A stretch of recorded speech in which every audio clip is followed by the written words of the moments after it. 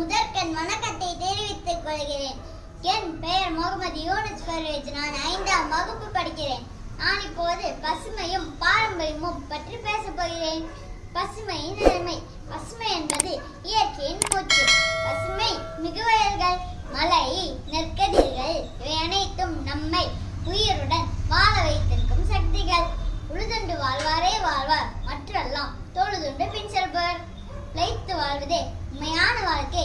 இயற்கையோடு வாழ்வது வாழ்வின் செல்வம். பாரம்பரியம் நம் பண்பாடு, மொழி, ஆடை, உணவு, மருத்துவம், கலை, இசை மற்றும் விழா இவை அனைத்தும் நம் பாரம்பரியத்தின் பகுதிகள்.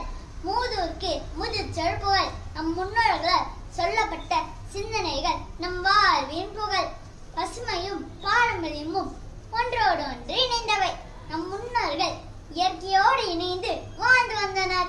விவசாயம், மரம் நடுவே, பசு வளர்ப்பு ஆகியவை நம் பாரம்பரிய செயல்கள். நம் நாட்டின் செழிப்பு காடுகள், வனவிலங்குகள் பாதுகாத்தலை சார்ந்தது.